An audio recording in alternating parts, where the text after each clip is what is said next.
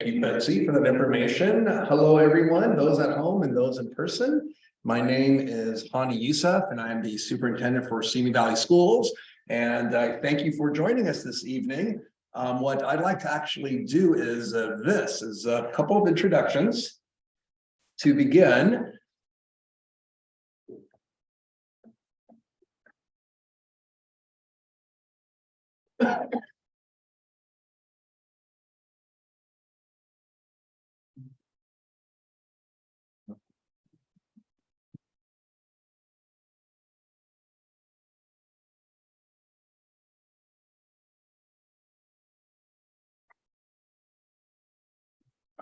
Thank you.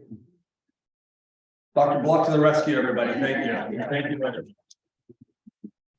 Some introductions here. So on this screen, you will see our 5 elected school board members, and what you'll notice on the screen under each of their names and titles is an area that they represent.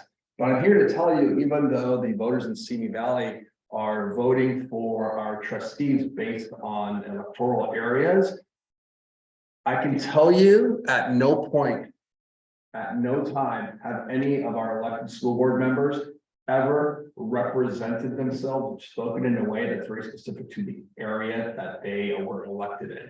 What they've done is they function as one healthy governing entity with the sole purpose of supporting all students across Simi Valley schools and all 28 schools. So it's a credit to our school board to function as a healthy team. And again, we do have some in the audience with us, and I'd like to actually recognize them and introduce them now. Trustee Christina Pine. Trustee Don Smolin. And Trustee Bob Lavelle.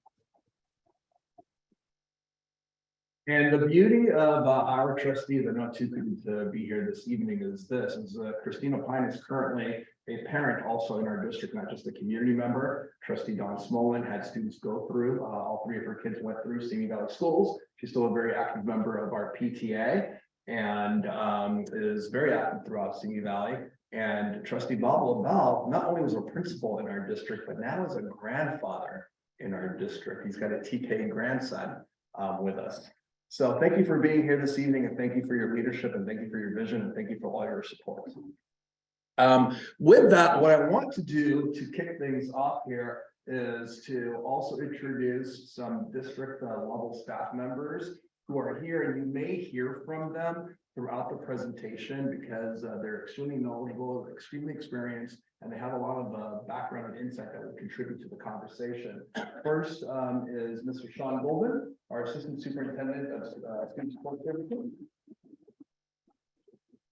Dr. Gary Block, our Assistant Superintendent of Education Services. Associate Superintendent, Mr. Ron Toto.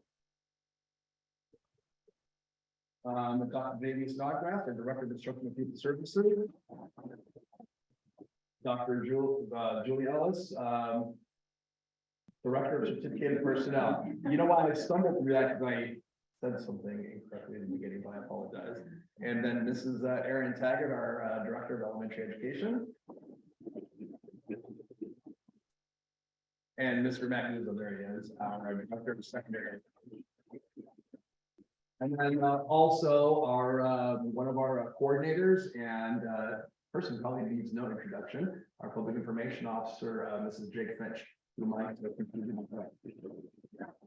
and then of course the many staff members here for principals and other administrative positions. So thank you for being here. And with that, what I want to do is not start with the fact that we've got 28 schools and how many elementary schools and our student demographics and our city demographics. What I want to start with is something that I think would be important for any organization, and to share with all of you what our mission is, what our core values are, what our promises are to the community, what our collective commitments are, what makes us special, what makes Simi Valley different from other school districts, what makes the city of Simi Valley different from other communities, and who we are and what we represent and what it is that we value is the most important thing and the most important pieces of talking points that we should begin with. And right off the bat, okay, our mission as educators, our mission as a school district is to support all students to become the best potential version of themselves. And all is capitalized intentionally. Capitalized intentionally because of our 16,000 students, all of them matter. And collectively as an organization, all 2,350 employees throughout Simi Valley Unified School District work together to support all students. No matter what school a student may attend, they belong to the entire school district. And they belong to all of us. So when we say that we want to support students and our desire and our intent is to support students to become the best potential version of themselves, everybody in this room and everybody online, your potential, your best is very different from others. No two students are identical.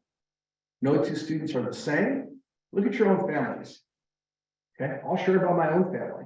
I'm a father of two.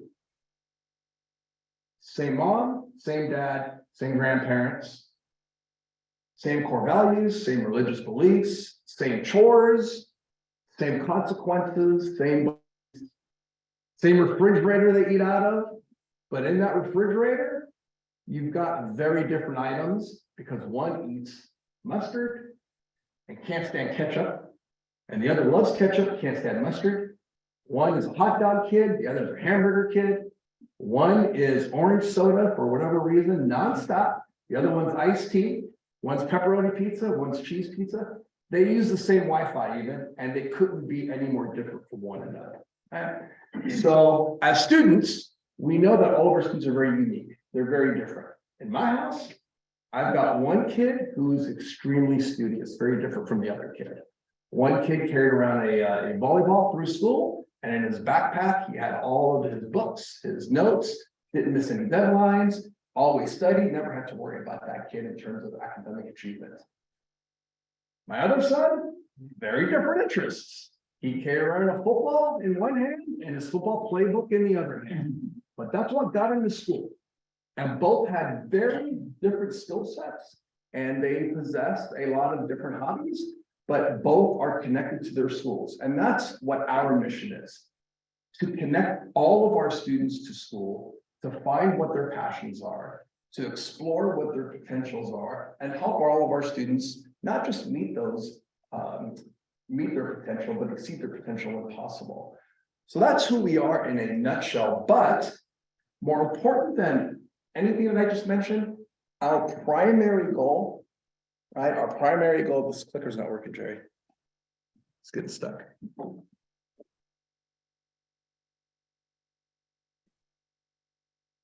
Is we're about changing lives for the better. When you think about the people you work with and the people in your life, okay, you want the best for those individuals. In the case of all of our students, right, we want to change their lives for the better. We want to take a student and make that person the best human being they can be in and out of the classroom. So when we talk about changing lives, we talk about how can we influence our students inside and outside the classroom. And that takes all 2,350 of our employees working together as one to accomplish those goals, to carry out our mission, to believe in the core values, and to believe and carry out the promise, which I'll share with you in a second. There's a video that I'm going to show everybody right now. This video is a commercial that we recorded last spring coming out of the pandemic. In 2015-16, our district went through a rebranding campaign. We hired a marketing firm to help us really re-image who we are and where we want to go as a school district for our community and for our students. One of the things that we did during that campaign is the firm went out and met with community members. They met with families, they surveyed individuals. They met with staff, and they got a lot of input. And what they did is they helped us come up with a motto. And that motto holds true 7 years later. And it really helps us explain why Simi Valley is a special place. Anytime a family leaves our district for another school district, or doesn't attend our schools when they can, we have to take that personally. Why? Why does a family think they need to go there, wherever there might be? And why do they think that we can't offer the same experiences to them? It takes some self-reflection. It takes us looking really hard at ourselves, and it allows us to get better, to improve all the way across the board. So what we've come up with as a result of working with that firm and our community is our motto is from here to anywhere. From here to anywhere. Our students can go from here to anywhere, and we truly believe that. And when families don't believe that, we have to continue to self-reflect. A trainer years ago actually shared two things with us, and I'm going to share with all of you right now. One thing he shared many years ago, and it really resonates with me even to this day, is the biggest room in any schoolhouse, the biggest room in any school district, the biggest room in any organization is room for improvement. Think about your own lives professionally, personally. Are things absolutely perfect where you work? Can things be better? Can things improve? And that's how we carry ourselves. The second thing that trainer said is if you're not reflecting, you're not growing. And those two pieces are so true. And this video here has so many of our students in it, no actors in here. Students are in this video, there are students. The adults in this video, there are adults, either volunteers or employees. And with that, what I want you to do is I want you to pay attention to what's happening inside the classroom, what you see inside the classroom, because there's a lot of modernized furniture, flexible seating, a lot of technology in there. And guys, it kind of gives you a little flavor of what our classrooms look like on the interior. And with that, Jenny, am I playing it?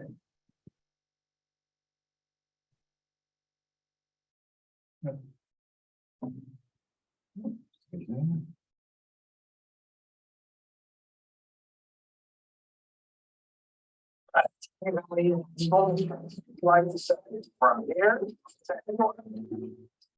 It's more interesting, right? So what just what state is going to call it where and why? It's a what that starts. Very smart, understand. Our students trying this. It's also like 80 students sitting in the classroom. Healthy ways to build our story. If to give our students they need to give our teachers to stay mad. One like honest with our students. It felt very it was smaller daily steps in their journey home. It's a flash check on all the students in the room. No matter how far they are. Thanks was also made by you. And as to feel connected to their schools, students need to feel connected to their community too. In the Simi Valley Unified School District, pledges have the blessing of the burden of themselves so that they can go there.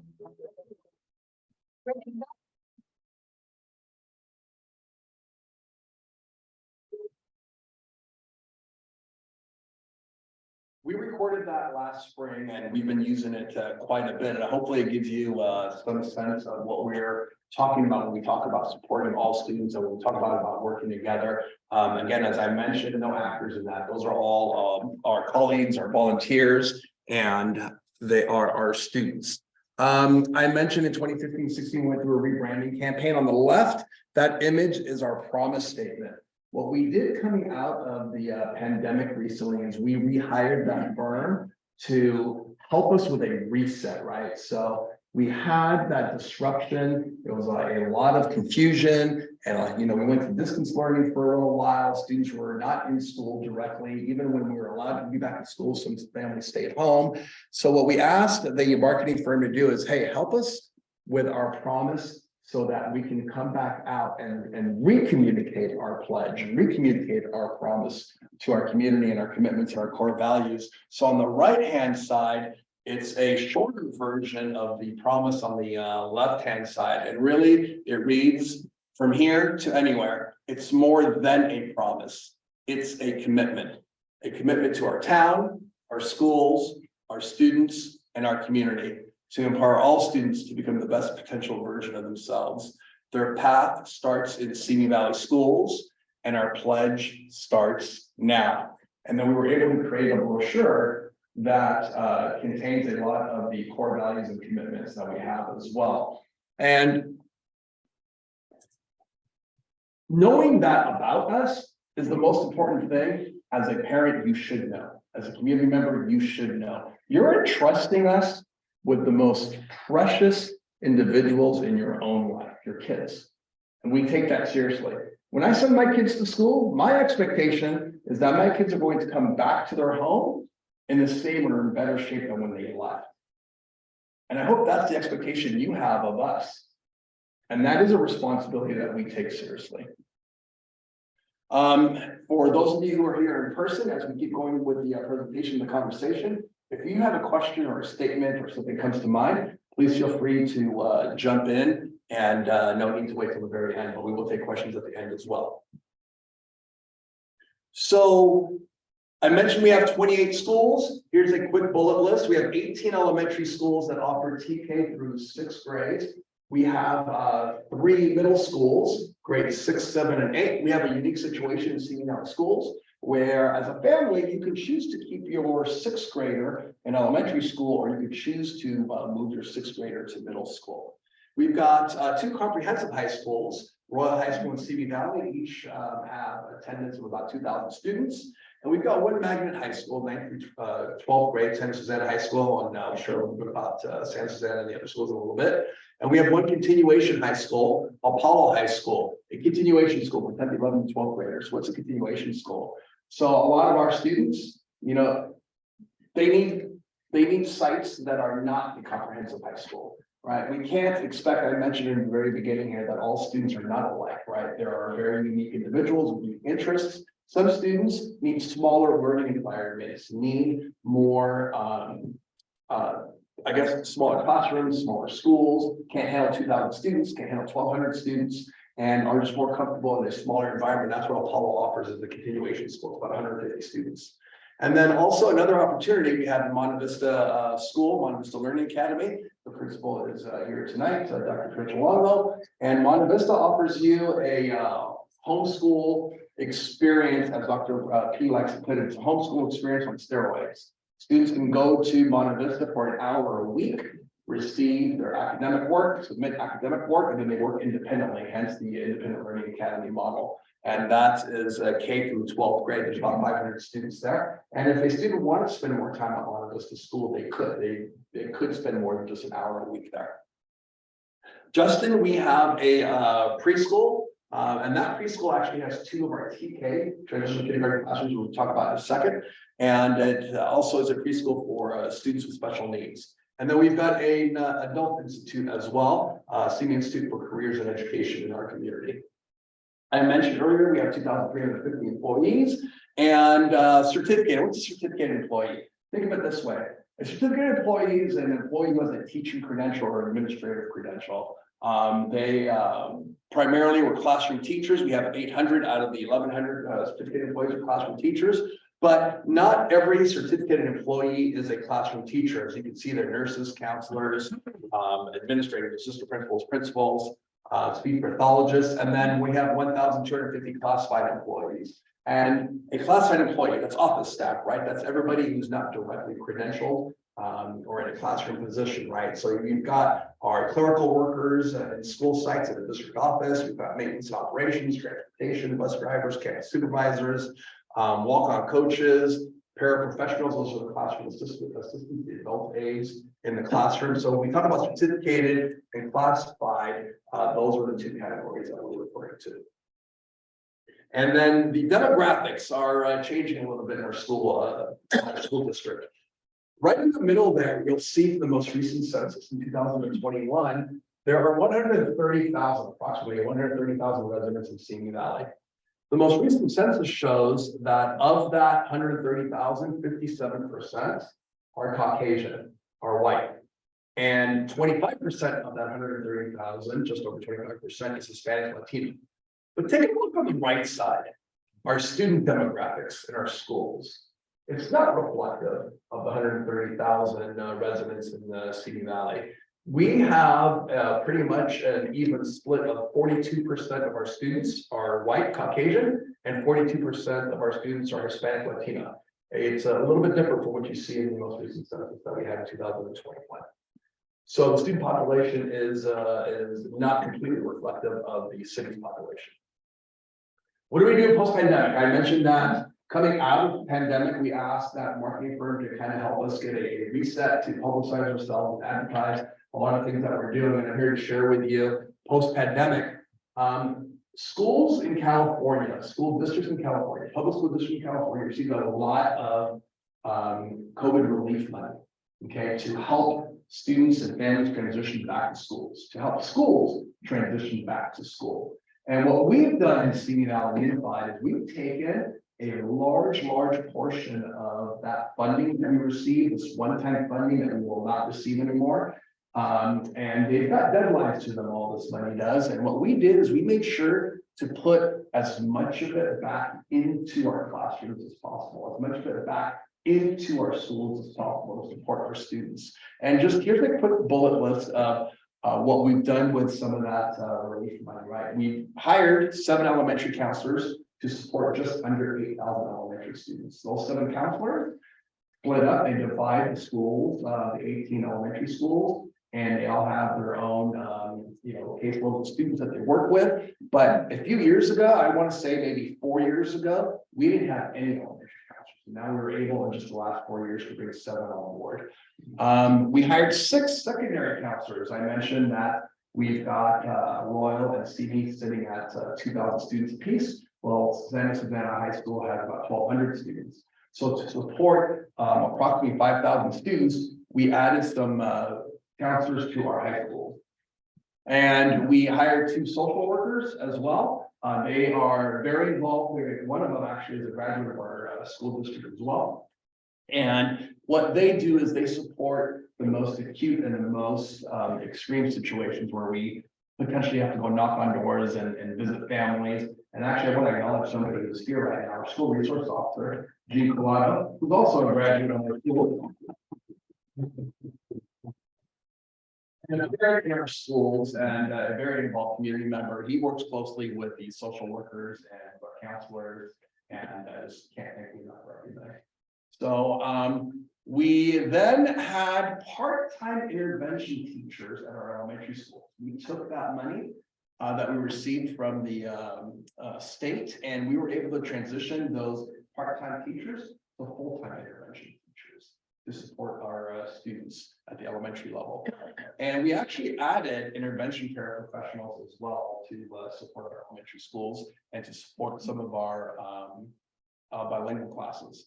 9 elementary physical education teachers. Why is that important?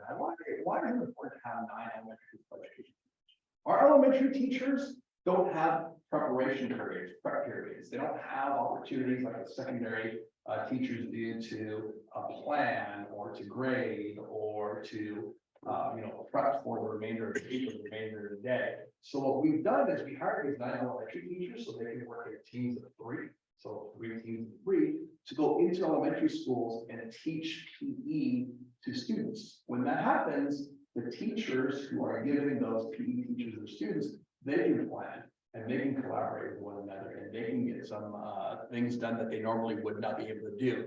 So in addition to physical education being important, that release time is important for the teachers as well. Assistant Director of Early and Expanded Learning. We hired that position, we created that position, we hired that individual because part of the money that we received were required to extend the school day and offer after school programming. We're also required to provide opportunities during non-instructional time, like winter break or Christmas break, or winter break or spring break, and extend learning throughout the summer as well. So to take on all that additional work, we had to create that position so that person could lead that work. As a matter of fact, that individual, April Jacobson, is taking, I don't know if everybody's aware of this, is taking 200 students for spring break to science camp, and it's fully funded by that money. It's not costing parents any money whatsoever. Those 200 students will be eligible to go, and she's taking them when we're on spring break here. Director of Certificate of Personnel, this is Julie Ellis, is here. That's a new position for us. She's doing a wonderful job. And you know, we've grown and things are expanding for us and additional responsibilities are there. So we created that position so Mrs. Ellis can carry out those responsibilities. And then that last bullet point, student support services, I mentioned our assistant superintendent, Sean Goldman, is here. And maybe Sean, if you don't mind, talking a little bit about what some of those additional supports look like. Thank you, Dr. Youssef. Good evening. So as most school districts across America moved to distance learning or virtual learning during the pandemic, we suddenly lost the ability to have access to our students on a 6-hour school day. So some of the special education services and instruction that was available previously was not available at certain points during the pandemic.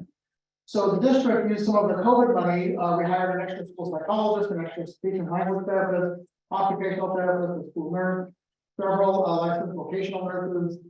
And we started to, when we got the students back in school, started to make up some of the services that were missed, extra therapy sessions, extra counseling sessions, and so forth. We also took some of that money and tried to make up for some of the lost learning that may have taken place during the pandemic. And so we provided outside services, tutoring and outside therapy to try to make up for some of that time during the pandemic. Thank you, Mr. Goldman.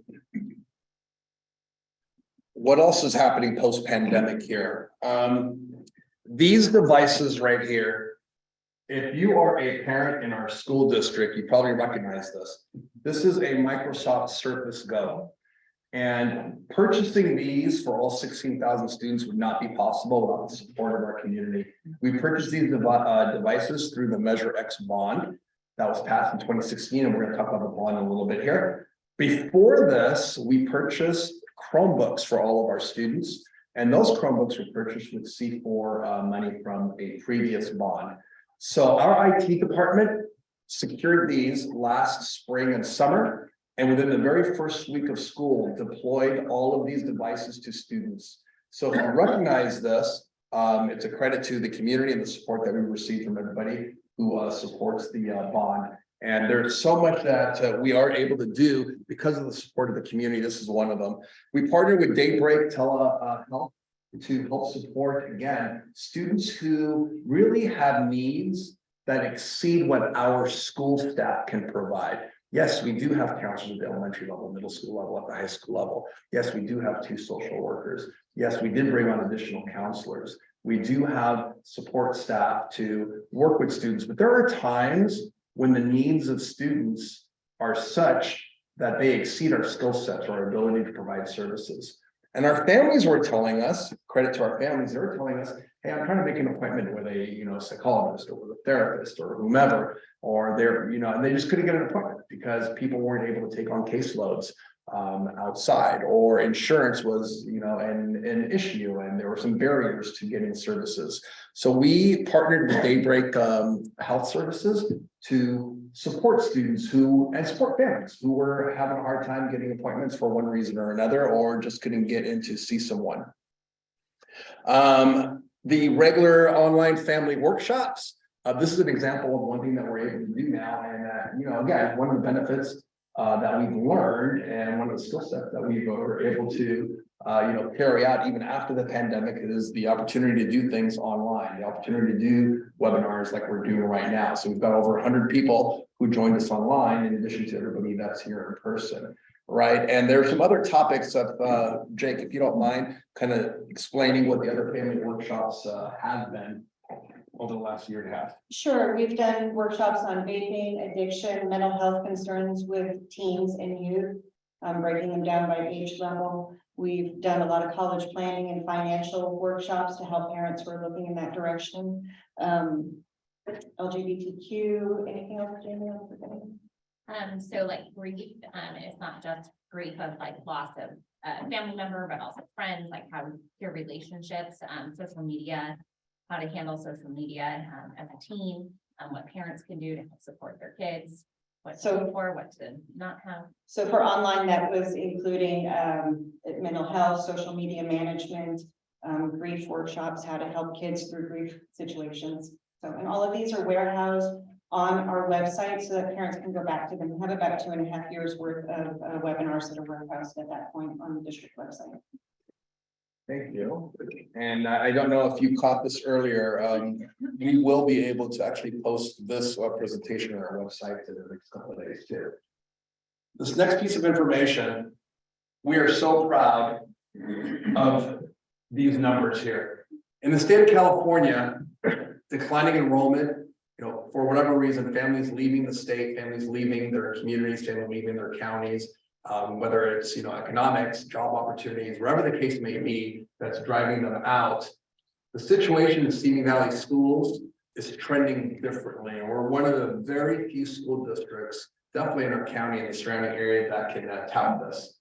So in January of 2022, our enrollment was 15,613, as you can see on the screen here.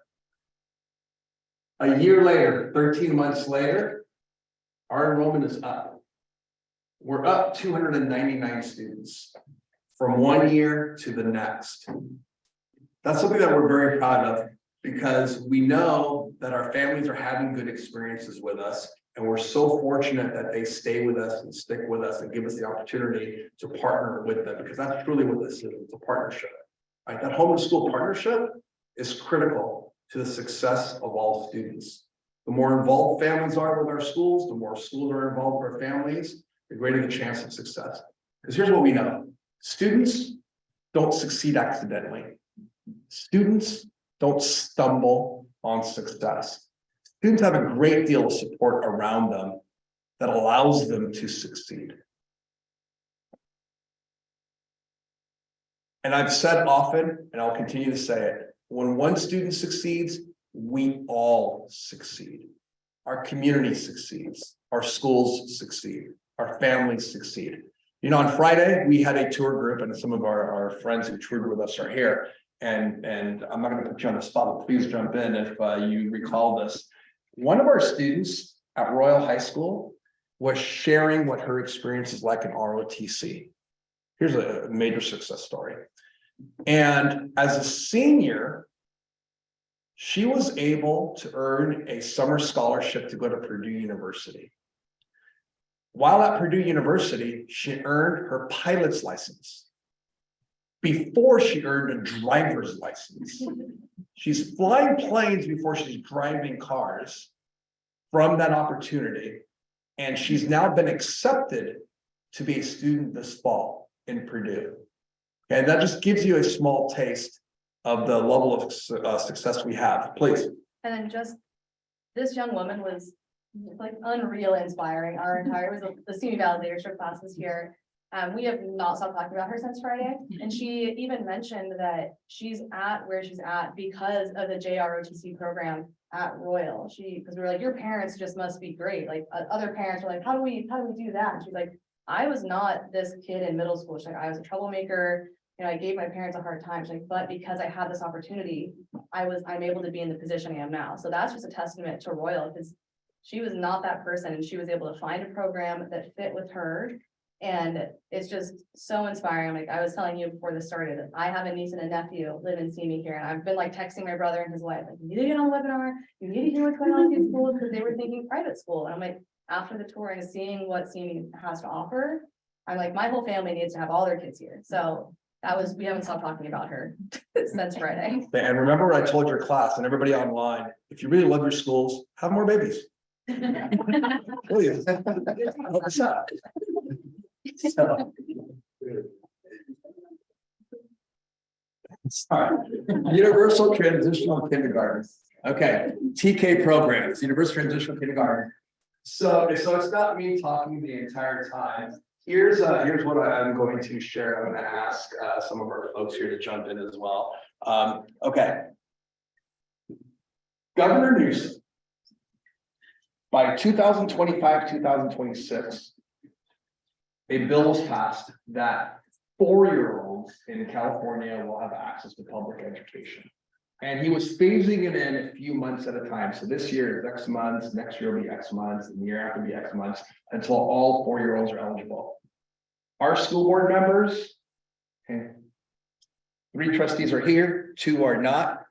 I want to thank you for taking a risk and for rolling the dice and listening to a suggestion we had to not wait till 2025 to 2026. But just open the doors now.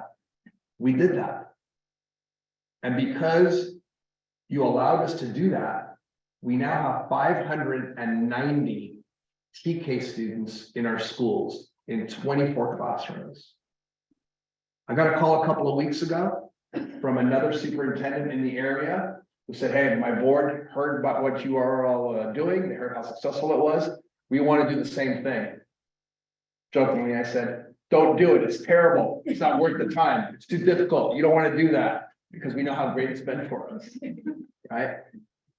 We partner with our family members in our community so much so, and we hear what your needs are so much so that this year and in previous years, we had families in the middle of the school year who didn't join TK in the beginning of the school year, 18 families to be exact. We went, hired another teacher, found another school, another classroom in one of our schools, and we opened a mid-year TK class and are now accommodating another 16 TK students and families and welcome them in the middle of the school year. And Mrs. Taggart, our Director of Elementary Education, how are we doing applications for next year? 363.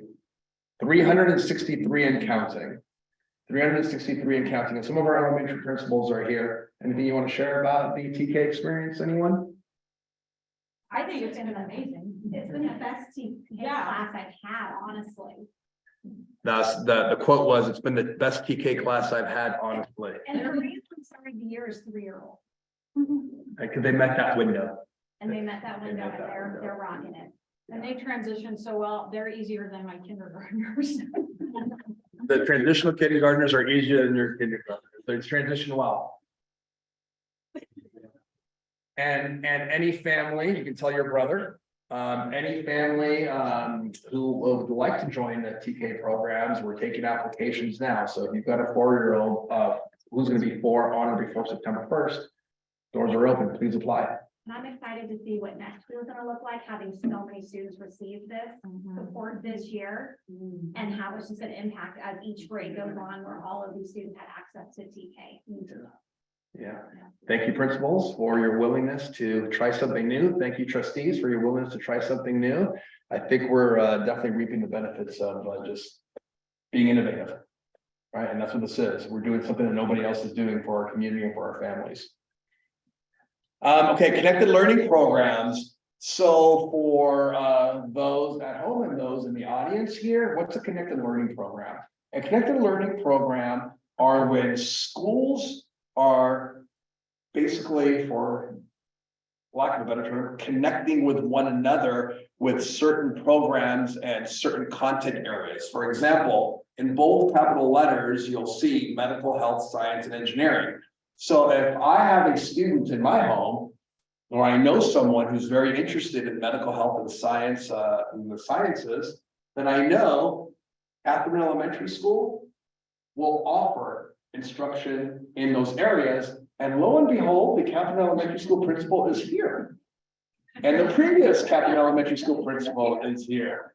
So if my student continues to be interested in the medical health, science, and engineering pathways and opportunities, I then, after Catherine, I go to Valley View, where the focus areas are similar. And then after that, I go to Simi Valley High School. But what if I'm interested in the performing arts and technology?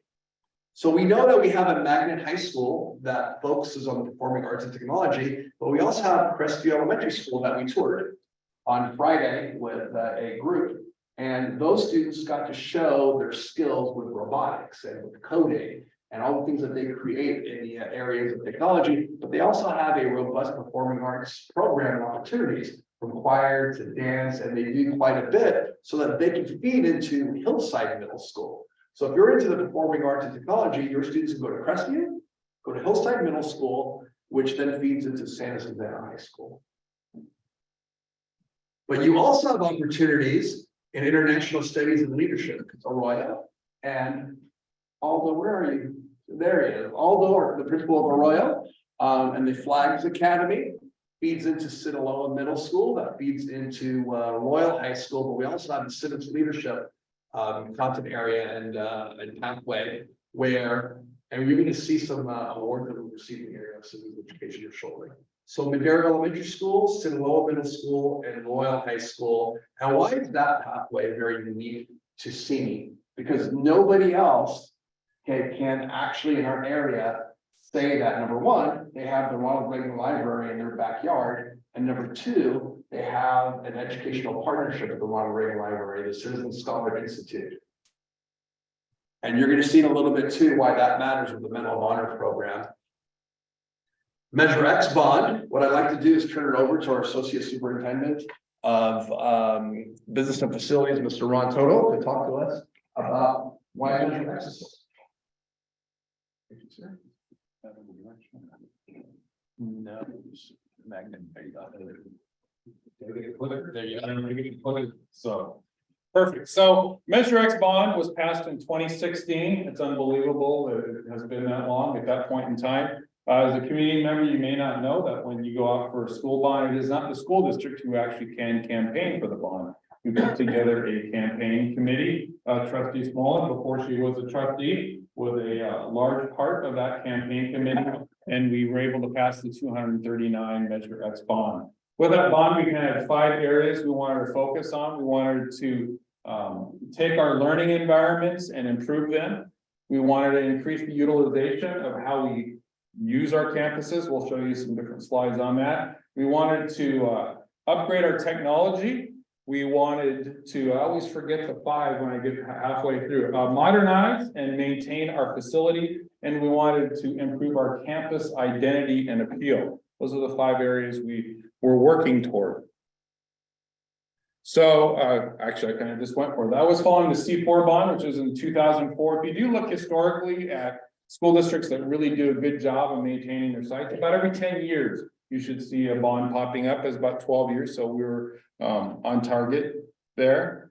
Garden Grove Elementary School, they have a brand new NPR. One of the things I continually say is our schools were built in the 1960s. In some cases, they were built rapidly in the 1960s. Our school district went from probably around 12,000 students to close to 20,000 with just in a number of years. And so the construction was rapidly happening. The NPR Garden Grove was kind of just basically falling apart. They were without one for a number of years. We now have a great new NPR that kind of is to serve as a model as we do go and change out ones in the future as funding is available. Royal High School, we just are in the midst of completing our NPR project where we wanted to turn it into more of a performing arts center also. Actually, although you can't quite see it from this angle where you're standing, right now, actually, we have seats that actually come out. So it's kind of like more of a stadium seating or theater seating there.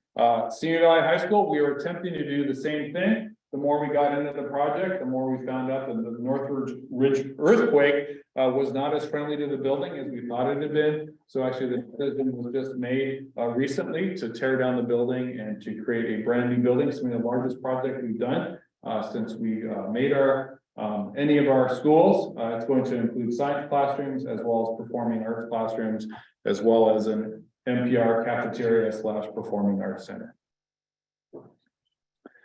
Over at Simi Valley High School, as well as at Royal High School, one of the things we're doing to improve the campus identity and appeal, as well as being able to utilize them, is improving our quads. It really has opened up our campuses as we've begun the construction process. Here you can see some concrete pads going down. There, by the time it is done, it'll be a great area for students to be able to sit, to hang out. As you guys know, at Simi Valley High School, they do the graduation there. We'll see if that's going to continue back to there or the stadium, but it's going to have terrace seating. Royal High School, they actually have finished 2 quads over there, about ready to start the 3rd quad over there, and it really is making a difference. It makes these locations look much more collegiate, which is really what we are achieving to. Actually, it's 3 quads because we completed one a while ago. And then as we talked about, is we want to do, take our learning environments and bring them into the modern age. I keep on talking about it, and sometimes I get blank stares. But some of you remember those old desks that had the fake wood top, and on the side was either this weird green color or the kind of Pepto-Bismol pink color, and you had legs that never were even. When I was the director of elementary education, I remember walking into a school site, that's back in the 2012-ish, and they actually still had some of those around. Those are the ones that I probably sat at too. So as you can see here, we have the older look of the desks, and now we're improving it. Actually, if you notice here, higher seating in the back, so students who are in the back have a better view. As far as our campus identity, we're hitting all of our school sites and putting in fencing, which is going to be much more appealing than chain link. This is Sycamore Elementary, which is in the process of actually being completed.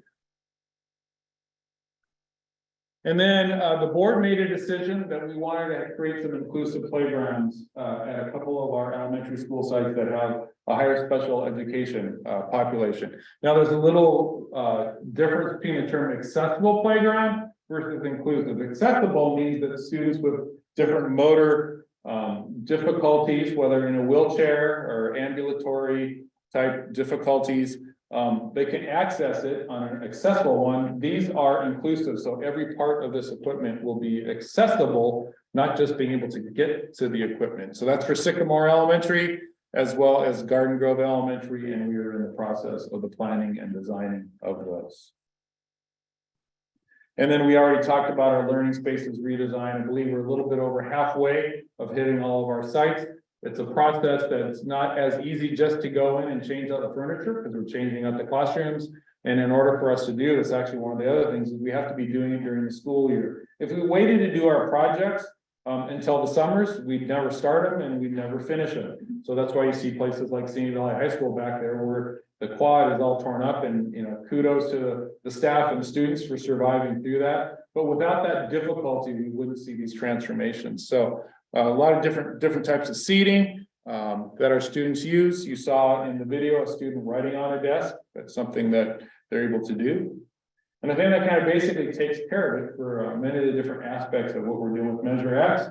And we actually are probably begin looking at what are we going to do for another bond, because we know that our funds did not achieve everything we'd like them to. And we'd like to bring our campuses from having that 1960s look up and well into the 2000s, as well as being ready for students well into the future.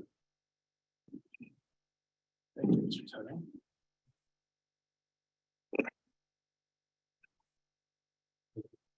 Back to this slide for a second. So Mr. Toto mentioned that just over half of our schools have been modernized.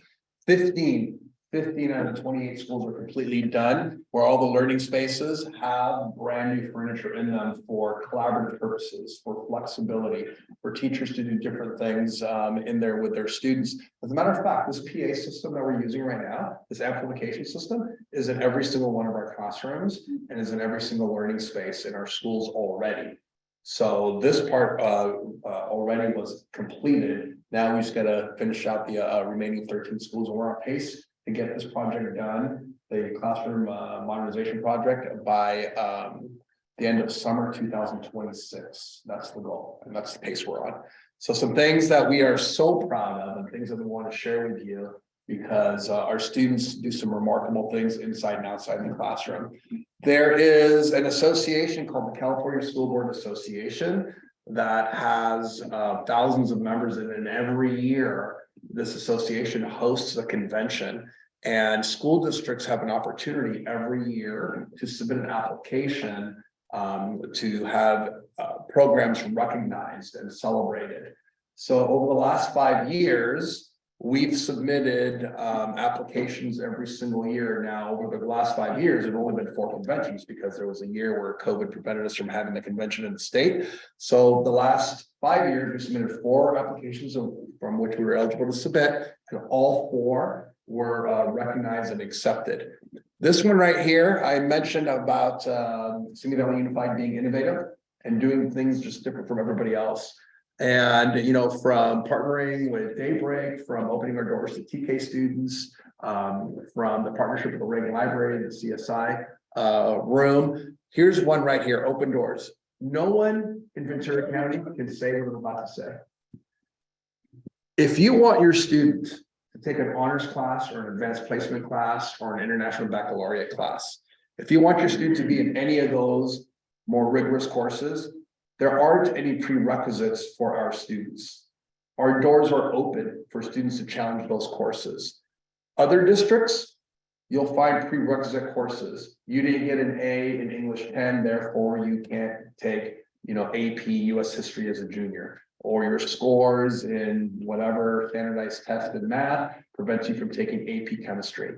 Simi Valley Unified, again, thankfully, our trustees years ago updated our board policy to where courses are recommended in order to get into AP honors or IB versus required. That's very different. We now have more students taking AP and honors classes than ever before. We've now got more students taking the AP exam than ever before, and our scores have not dropped. Our scores remain right as they were before we opened up all of our doors, which tells you our students are learning. We also received an award for the Civic Leadership Connected Learning Program that I talked about earlier, where we had Madera Elementary School feeding into Sinaloa Middle School, feeding into Royal High School for the work that they're doing there with civics education. Another award that we received was Monte Vista School. Dr. Pietrolongo and the staff at Monte Vista and the students and families there are so creative, and they do so many different things with our students. We now have over 500 students at Monte Vista, where before the pandemic, we had less than half of that. So students get to Monte Vista, they love it, they enjoy the experience, they tell their friends, families tell families, word spreads, and people flock to Monte Vista, and rightly so. So you go to Monte Vista Independent Learning Academy, by the way, for different reasons, right? We've got actors, actresses there who have a lot of auditions and spend a lot of time outside the classroom. We have amateur athletes. We've got athletes who are constantly practicing, or they compete out of state or out of the area. So they need other opportunities to get their education. We also have students who just want, again, an independent learning environment where they don't want to go to school daily for one reason or another. Regardless of what the issue may be, Monte Vista is a home for them, and they build a community there. Medal of Honor elementary curriculum, talk about being innovative, talk about setting yourself apart from others. So the Medal of Honor elementary curriculum, first off, the Medal of Honor program is a character education program. In parentheses at the bottom, you'll see there are 6 traits that are covered with the character education program: citizenship, commitment, courage, integrity, patriotism, and sacrifice. The teachers in Simi Valley Unified School District, the elementary teachers in our school district, wrote the curriculum that's being used nationally. If the Medal of Honor Character Education program is being used in this country, in the United States of America, or anywhere else, it's because of the work that was done here in Simi Valley School. The math is not going to have to speak to that for a little bit. So our teachers have an opportunity to come together and have great success with the Medal of Honor program at the secondary level, and with the leadership of our classroom teachers, they came together and wanted to design the Medal of Honor curriculum. And through partnership, actually, Mr. Leonard, who is one of our teachers at Royal, instrumental in the partnership at the Reagan Library. We were able to bring in the trainers and work with our teachers, design that curriculum over the course of a year and a half. And then now we have our nationally recognized program, and our teachers here in the Unified go out and train teachers all throughout the United States.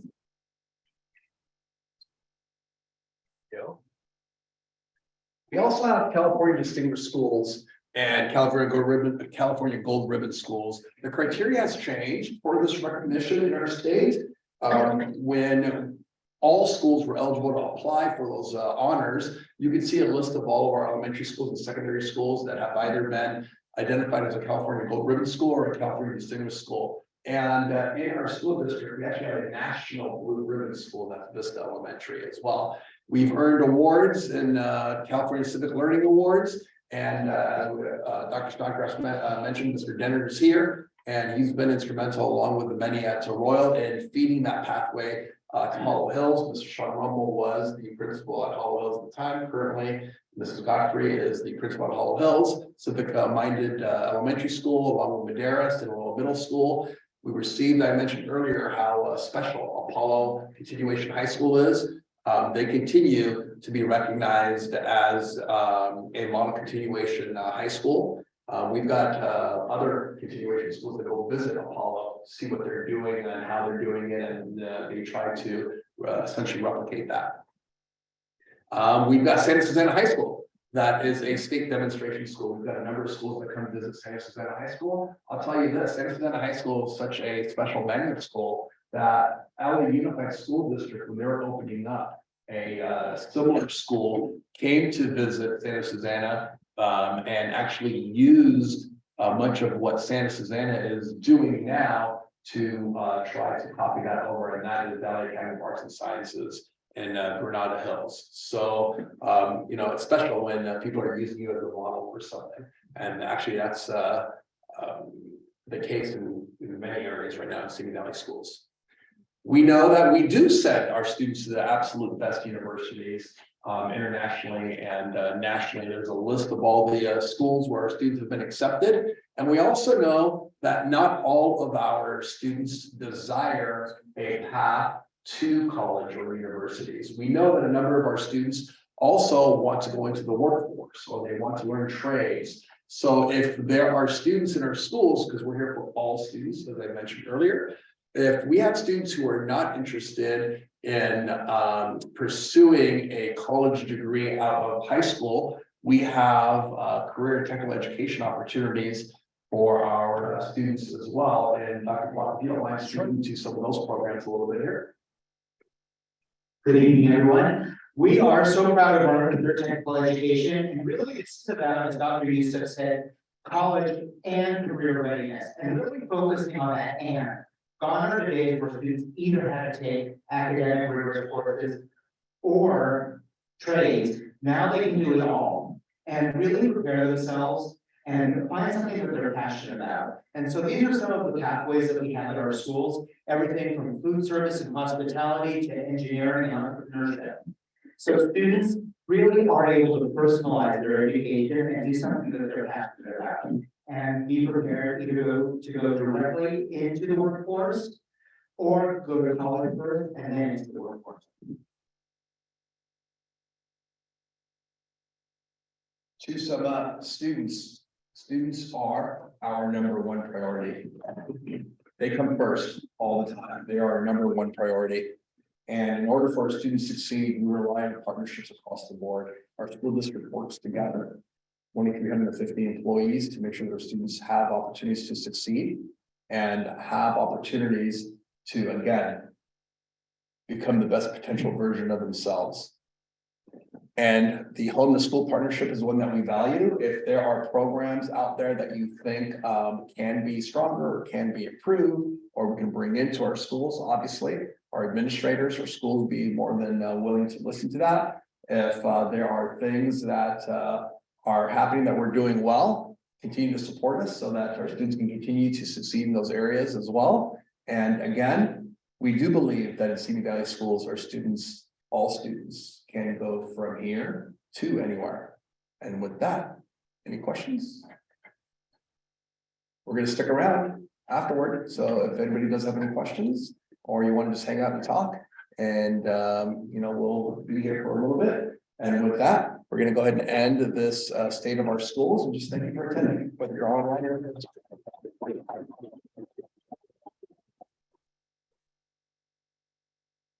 Thank you, everyone. Thank you for being here. Yeah. Doing some good